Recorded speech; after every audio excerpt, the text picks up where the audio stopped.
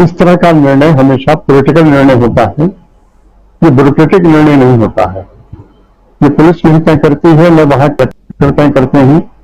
ये निर्णय राजनीतिक बॉसेस तय करते हैं, चाहे मुख्यमंत्री के स्तर से तय हुआ हो या केंद्रीय गृह मंत्रालय के स्तर से तय हुआ। राहुल गांधी की हैसियत के नेता को रोका जाना स्थानीय लोगों के स्तर पर नहीं तय होता, ये ऊपर से तय होता है। उन्हें कहा जाता है कि आप इनको यहां रोकिए। ये बात अलग है कि अफसरान ऊपर वालों को बताते हैं, राजनीतिक बॉसेस को बता देते हैं कि इनको रोकने की क्या आगे समस्याएं पैदा हो सकती हैं और रोकने से और समस्या बिगड़ेगी या कम होगी, ये भी उनको बता दिया जाता है। लेकिन इसके बावजूद भी जिस तरह की जिद ऊपर से कभी कभी आती है तो वही उसे माना जाता है। दूसरी बात, इस समय जो गृह मंत्रालय है वो अमित शाह जी के अंतर्गत है, वो देश के गृह मंत्री हैं और संविधान के अनुच्छेद 355 के अनुसार मणिपुर की कानून व्यवस्था की पूरी जिम्मेदारी गृह मंत्री के पास है, गृह मंत्रालय के पास है। उन्हीं के आदेश पर वहां पर सुरक्षा बल भी गए हैं, सेना का भी मूवमेंट है और वहां का लॉ एंड ऑर्डर पूरी तरह से केंद्रीय गृह मंत्रालय देख रहा है। तो ऐसी स्थिति में बिना उनकी मर्जी से रोका जाना संभव नहीं रहा होगा और निश्चित रूप से उनका आदेश रहा होगा। अब रोकने का क्या प्रभाव पड़ रहा है वो हम आपके सामने विजुअल में देख रहे हैं। अब हम आते हैं संबित पात्रा जी के इंटरव्यू पर। संबित पात्रा जी का एक वाक्य है जो गैर जिम्मेदार होता है। मुझे ये समझ में नहीं आता कि कर्नाटक के चुनाव के समय में ही मणिपुर में आग लगनी शुरू हो गई थी। धीरे धीरे मणिपुर सुलगने लगा था, उसके बाद अचानक हिंसा बढ़ गई। 100-150 लोग मारे जा चुके हैं, लोग अपने घरों को छोड़कर कैंप में हैं। मैं निजी तौर पर मध्य प्रदेश कैडर के एक रिटायर्ड डीजी साहब को जानता हूं जो मणिपुर के रहने वाले हैं, जिन्होंने पूरी नौकरी एमपी में की और जाके मणिपुर में घर बना के रहे कि अपने गांव घर में रहेंगे। उनका घर फूंक दिया गया और रात में 2 बजे उन्हें घर से भाग के कहीं नाले में शरण लेनी पड़ी। दूसरे दिन 100 वो बीएसएफ के बेस पे पहुंचते हैं, केंद्रीय पुलिस बल में। इस समय पता नहीं वहां है या एमपी आ गए, मुझे नहीं पता है। वहां के भाजपा के विधायकों को मारा जा रहा है, उनके घर जलाए गए हैं। निश्चित रूप से 2 महीने से इस आग लगी हुई है और इस आग लगने पर प्रधानमंत्री जी की एक ये भी यात्रा करना होना बड़ा ही हैरानी तलब है और ये सबसे बड़ी गैर जिम्मेदारी है। प्रधानमंत्री जी का कार्य केवल यही नहीं है कि वो चुनाव के दौरान अपने दल का नेतृत्व करें, अपने दल को चुनाव में विजय दिलाएं, बल्कि उनका दूसरा जो पहलू है गवर्नेंस का, उस मामले में निरत है। बीजेपी आरएसएस के बारे में ये जरूर कहना चाहूंगा कि किसी भी प्रकार के गवर्नेंस के मामले में ये कभी भी सफल नहीं रहे हैं। आप इनका इतिहास देख लीजिए, जब जब भी ये पावर में रहे हैं कोई न कोई ऐसी प्रॉब्लम हुई है। और यहाँ पर मैं हमारे मित्र कह रहे थे कि ये चाहते हैं कि आपसी रंजिश हो, ये चाहते हैं कि इस तरह का तनाव बढ़े, ये चाहते हैं कि हिंसा हो, क्योंकि यही इनकी पूंजी इसी दृष्टिकोण से ये सोचते हैं। राहुल गांधी जब हाथरस में गए थे दलित बच्चे के साथ बलात्कार और हत्या की घटना पे, तब भी बीजेपी को आपत्ति हुई। आज मणिपुर में जा रहे हैं तब भी उनको आपत्ति है। जब वो भारत जोड़ो यात्रा जो उनकी जनसंपर्क अभियान था, देश को जानने समझने का था, उनकी अपनी यात्रा थी, जो बिल्कुल आप कह सकते हैं कि राजनीति तो राजनीति थी, उसमें कोई दो राय नहीं है। और राजनीति करने के लिए वो राजनीति में आए हुए हैं, वो इसलिए नहीं राजनीति में आए हुए हैं यहाँ पर कि कोई वो भाषण दें और केवल ये कहें कि नहीं से हम राजनीति नहीं कर रहे हैं। लेकिन ऐसी राजनीति का जो जनता से जुड़ी हुई राजनीति है, जो जनहित की राजनीति है, जो दलितों और वंचितों के पक्ष की बात करती है, देश के कष्ट की बात करती है, ऐसी राजनीति का स्वागत होना चाहिए। ऐसी राजनीति का स्वागत नहीं होना चाहिए कि आप ऑस्ट्रेलिया जाएं तो अडानी को ठेका दिला दें, श्रीलंका जाएं तो अडानी को पोर्ट दिला दें, इजराइल जाएं तो वहां से कुछ को ठेका दिला दें। तो निश्चित रूप से वो आप कर रहे हैं वो राजनीति में एक प्रकार की दलाली हुई। हो सकता है इस शब्द पर कुछ को आपत्ति लग जाए, लेकिन सही शब्द यही है। दूसरी चीज ये है कि अब मणिपुर में जो कुछ भी हो रहा है, अब कहा जा रहा है कि कांग्रेस के समय की देन है। बीजेपी आप यही एक श्वेत पत्र ला दें मणिपुर में कि कांग्रेस के पीरियड में क्या क्या गलती, आज कांग्रेस के हम लोग जवाब मांगे कि भाई आप बताइए, तो कह रहे हैं, लेकिन ये कुछ भी नहीं करेंगे सिवाय इसके कि इनको सबसे बड़ी प्रॉब्लम यह है कि राहुल गांधी का अचानक सक्रिय हो जाना, कांग्रेस पार्टी का अचानक सोशल मीडिया से लेकर हर जगह सक्रिय हो जाना और इनकी हर बात के जवाब में खड़े हो जाना। तो अब ये लड़ाई लंबी चलेगी और ये इसका फैसला बहुत ही अच्छा होगा और जब भी इसका परिणाम आएगा, मैं चुनाव की बात कर रहा हूं, तो बेहतर आएगा।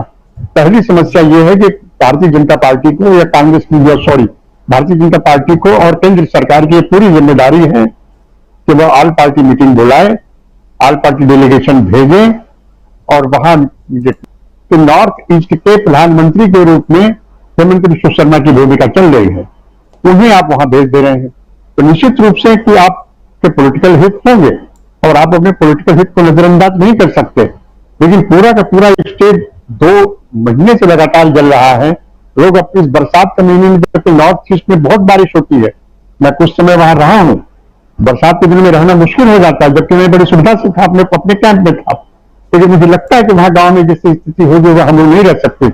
ऐसी स्थिति में लोग जिस तरीके से चाले लिए हुए हैं, ये बड़ा दुखद है और राहुल गांधी की इस यात्रा का और इस पहल का स्वागत किया जाना चाहिए और कांग्रेस पार्टी को ऐसे मुद्दों पर जो जनता से जुड़े हुए हैं सामने आना चाहिए। जी, ऐसे मुद्दे जो जनता से जुड़े हुए हैं कांग्रेस पार्टी सामने आ भी रही है और आना भी चाहिए। और मामला जो है, मसला जो है वो मणिपुर का है। मणिपुर के बारे में हम समझने की कोशिश कर रहे हैं कि आखिर 14 से ही ये आशंका थी कि यदि राहुल गांधी सक्रिय होते हैं या कांग्रेस सक्रिय होती है या आक्रामक होती है तो उनके लिए मुश्किलें खड़ी हो जाएंगी। उनकी सबसे बड़ी चिंता कांग्रेस का आक्रामक होना ही था। उनकी चिंता न आरजेडी थी, न जेडीयू थी, न शिवसेना थी, न एनसीपी थी, न स्टालिन थे, न अन्य विरोधी पार्टियां थी। लेकिन उनकी सबसे बड़ी चिंता यही थी कि राहुल गांधी और कांग्रेस एग्रेसिव न हो। इसी दृष्टिकोण से उन्होंने अरबों रुपए का बजट सिर्फ इस बात पर खर्चा किया कि राहुल गांधी को गैर जिम्मेदार, पप्पू और पार्ट टाइम पॉलिटिशियन डिक्लेयर कर सके। लेकिन लंबे समय तक उनका दांव चला नहीं। सोशल मीडिया पर उनका कब्जा था, मेन स्ट्रीम मीडिया पर उनका कब्जा आज भी है, जिसे हम गोदी मीडिया के नाम से कहते हैं।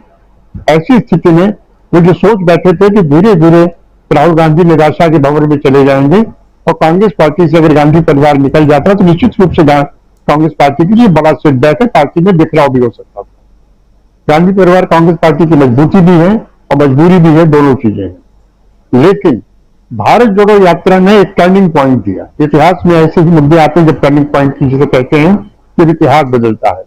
उसके बाद से ही बीजेपी को लग गया कि अब ऐसी स्थिति नहीं है तो वो करें क्या।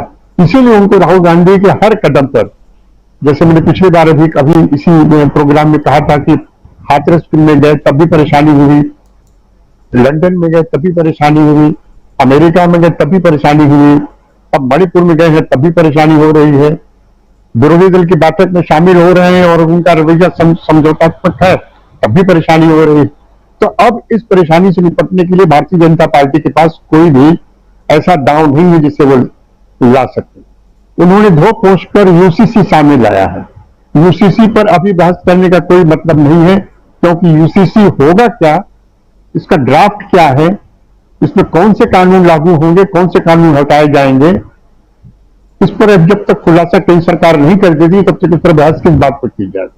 यूसीसी पर अगर आप बहस करेंगे तो सारे कानून आप समान कर देंगे, तो सारे कानून आप समान कर देंगे तो शादी, ब्याह, विरासत, इस गोद नियामी के कानून जो सिविल लॉज हैं ये सारे आप समान कर देंगे। लेकिन इसको लेकर उसी संविधान में कई धाराएं ऐसी हैं, कई अनुच्छेद ऐसे हैं जब लोगों को अपनी मर्जी से, अपने धार्मिक विश्वास के अनुसार, अपनी आस्था के अनुसार उनको मानने की छूट दी गई है। ये बहुत पेचीदा मामला है। और सीए के बारे में बता दूं, उन्होंने बड़े जोर शोर से सीए लाया था। दिल्ली में दंगा भी हुआ सीए के चक्कर में, शाहीन बाग में लंबे समय तक चला और आज तक सीए का रूल्स नहीं बने हैं। आप कानून बना देते हैं लेकिन रूल्स नहीं बनाते हैं। जब कानून बनाएंगे उसे लागू कैसे करेंगे, उन्हें रूल्स द्वारा लागू करेंगे। तो एक प्रकार से मैं समझता हूं कि मैं मोदी जी को मैं इस रूप में भी देखता हूं कि उन्हें गवर्नेंस की समझ नहीं है। बेसिकली उन्हें गवर्नेंस, और ये मैं जो कह रहा हूं, मैं आपको एक किताब में कोट करूंगा। आप केपीएस गिल साहब इनके एडवाइजर थे। गुजरात जब दंगा हुआ तो ये केपीएस गिल साहब इनके एडवाइजर थे। दंगे में बाद में इनको बुलाया गया था, वो अटल बिहारी वाजपेयी के कहने पर वो वहां उन्होंने लिया था इनके एडवाइजर काम। उनकी बायोग्राफी में उन्होंने कहीं कहा है कि इस पूरे दंगे में गुजरात सरकार को यह समझ में नहीं आ रहा था कि कैसे शुरू करे, कैसे कंट्रोल करे। बेसिकली गवर्नेंस कभी भी भारतीय जनता पार्टी या इनके थिंक टैंक आरएसएस का मुद्दा नहीं रहा है। ये इस इशू पर नहीं गए हैं, ये हमेशा इशू पे गए हैं। सन 25 से लेकर आज तक इन्होंने कभी आर्थिक नीति की बात नहीं की, कभी गवर्नेंस की बात नहीं की, कभी जनता से जुड़े मुद्दों की बात नहीं की। प्रधानमंत्री आज मणिपुर ही चुप नहीं है, प्रधानमंत्री चुप थे। नोटबंदी के समय जब 150 लोग लाइनों में मर रहे थे तब भी चुप थे। प्रधानमंत्री चुप थे जीएसटी पर। प्रधानमंत्री चुप थे कोविड पर जब ऑक्सीजन कमी से लोग मर रहे थे। कोई ऐसी समस्या बताओ और प्रधानमंत्री तब भी चुप थे जब चीन ने हमारे 20 सैनिकों की, जिसमें एक कर्नल संतोष साहब थे जिनकी हत्या कर दी थी, वो शहीद हो गए थे, उस पर भी प्रधानमंत्री चुप थे। और 4 दिन के बाद ही 15 जून को उनकी शहादत होती है और 19 जून को ऑल पार्टी में कहते हैं न कोई घुसा था न कोई घुसा था। आर्थिक मुद्दे बहुत विस्तृत मुद्दा है, लेकिन आप सब जानते हैं कि उस पर भी कहीं नहीं है। तो ऐसी स्थिति में भारतीय जनता पार्टी के पास सबसे बड़ी समस्या यह है कि वो इस आक्रामक कांग्रेस से जो जनता के बीच तेजी से पसर रही है, तेजी से अपनी रिजुवेनेट कर रही है, विपक्षी पार्टियों का एक मजबूत गठबंधन तैयार हो रहा है, अनुभवी नेताओं के एक साथ बातचीत हो रही है, इससे कैसे निपटे। तो निश्चित रूप से ये समस्या बड़ी है, अब उसे कैसे निपटते हैं हमें आगे देखना होगा। जी, ये कैसे निपटते हैं आगे देखना होगा। प्रोग्राम अब बिल्कुल समापन की ओर है और अमलेंदु उपाध्याय जी आपसे क्लोजिंग कमेंट चाहूँगा। और क्या लगता है, कल आज तो दिन भर हंगामा मचा रहा, लेकिन राहुल गांधी हंगामा